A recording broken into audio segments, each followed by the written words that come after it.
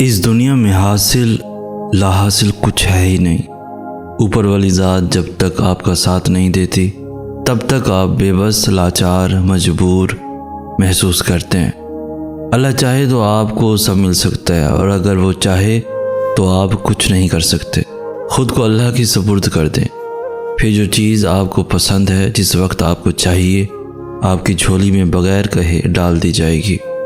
وقت، حالات اور رویے سب بتا دیتے ہیں کہ آپ نے کس کے ساتھ کتنا چلنا ہے۔ پھر جب سب عیاں ہو جاتا ہے تو لوگوں سے بندھی امیدیں، رابطے، واسطے سب ختم ہونے لگتے ہیں، اور پھر رب آپ کو سکھاتا ہے کہ اب آپ نے خود کو سمیٹنا کیسے ہے۔ جس رب نے تمہارا دل بنایا ہے، وہ جو دل میں سمایا ہوا ہے، وہ دل کے معاملات سے بے خبر تو نہیں، جو طرف تمہیں سجدوں تک لے آئی ہے۔ کیا تمہیں اب بھی اس دعا کی قبولیت پہ یقین نہیں؟ جس چیز کو تم اچھا سمجھ بیٹھے ہو اسی میں خیر ہو، یہ بھی تو ضروری نہیں۔ کیوں خوف زدہ ہو نصیب اور مستقبل سے اتنا؟ کیا تمہیں اللہ کے منصوبے پہ کامل یقین نہیں؟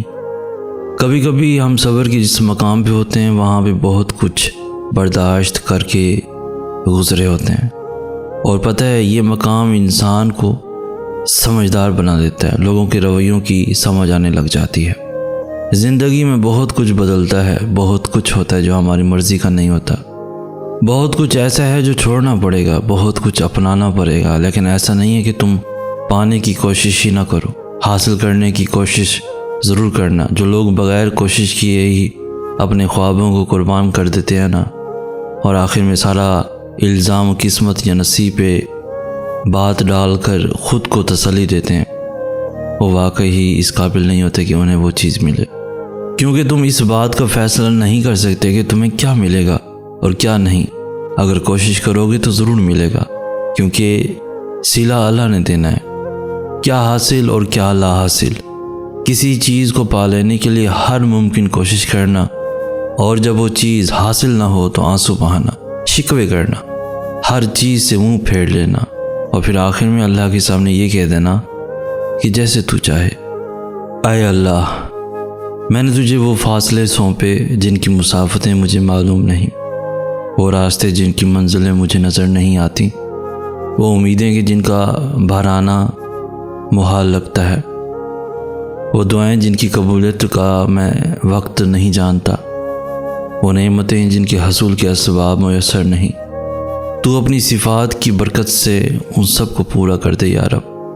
اللہ سے دنیا بھی مانگیں، آخرت بھی مانگیں، اس کی رضا، اس کی محبت، اس کا دیدار اور اس کی جنت بھی مانگیں۔ اسے مانگنے والے اور جھکنے والے پسند ہیں۔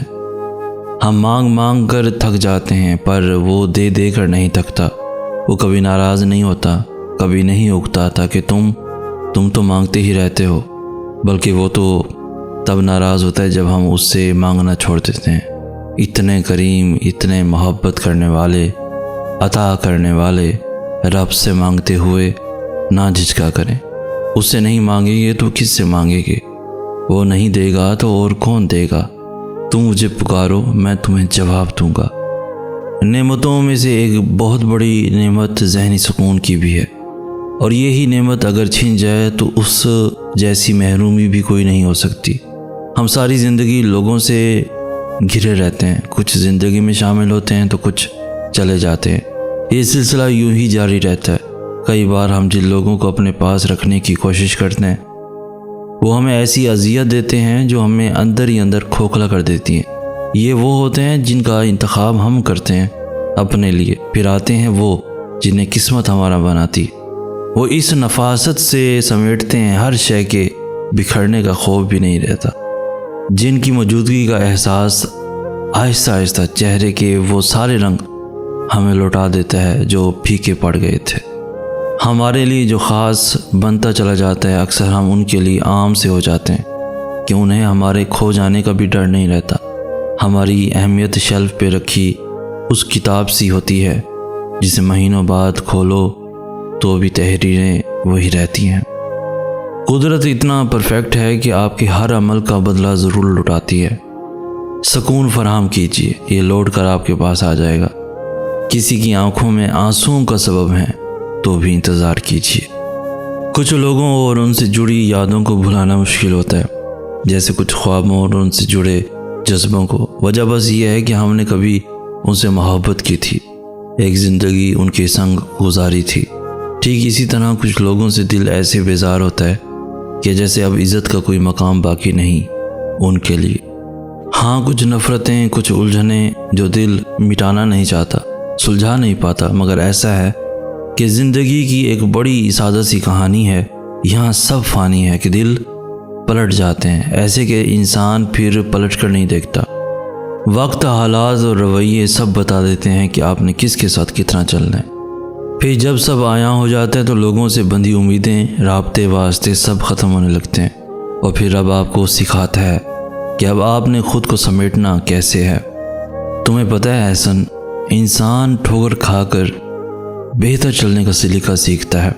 دراصل وہ ٹھوکر ہی ہوتی ہے جو ہمیں ہماری اصل اوقات دکھاتی ہے۔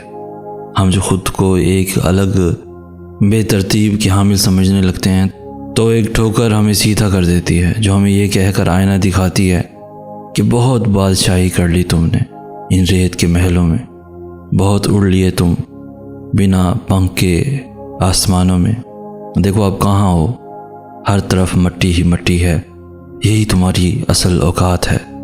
اگر ہم سمجھیں نا تو وہ ٹھوکر ہمارے لیے نعمت ہے، جو اللہ کی طرف سے سیدھے راستے کا اشارہ ہے۔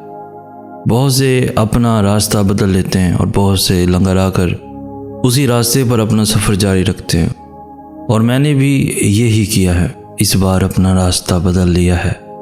اس نے ایک وقفہ لیا جیسے اس کی بات ابھی ختم نہ ہوئی، پھر اپنا فون اٹھا کر باہر چلا گیا۔ دوسروں کو تکلیف دینے والوں کا مقدر زوال ہوتا ہے، سکون سجدے میں جا کر ہی ملتا ہے جب یہ دل نڈھال ہوتا ہے۔ یہاں ہر شخص خدا بن جاتا ہے جب کردار پہ گناہ کا سوال ہوتا ہے۔ ہمیں ہیں عزیز تر یہ چند لاحاصل خواہشیں، ہم سوچتے ہیں چلو اسی بہانے ہمارا خدا سے رابطہ تو بحال ہوتا ہے، جب تک ٹھوکر نہ لگے تب تک کہاں سنبھلتے ہیں ہم اس سے پہلے خدا سے جدائی کا کہاں خیال ہوتا ہے۔ لوگ تمہیں تمہاری من پسند چیز تک تو پہنچنے سے روک سکتے ہیں، لیکن وہ تمہارے اور اللہ کے درمیان رکاوٹ کبھی نہیں بن سکتے۔ تو پھر تم اس چیز کے پیچھے مت بھاگو جو تم چاہتے ہو، بلکہ تم اس کی طرف جاؤ جو تمہیں وہ چیزیں عطا کر سکتا ہے جو تم چاہتے ہو، اور وہ صرف اور صرف تمہارا اللہ ہے۔ میں ان لوگوں کی جرأت پر ہمیشہ حیران ہوتا ہوں جو اللہ کے بندوں سے اللہ کے سامنے زیادتی کرتے ہیں۔ وہ بھول جاتے ہیں کہ جو دیکھ رہا ہے وہ انصاف بھی کرے گا اور سزا بھی دے گا۔ اللہ کو اپنے بندوں سے بہت پیار ہے، وہ اپنے بندوں سے رائی کے دانے کے برابر ہونے والی زیادتی کا بھی حساب لیتا ہے۔ وہ اپنے بندوں کی تکلیف نہیں بھولتا اور نہ دل آزاری کو بھولتا ہے۔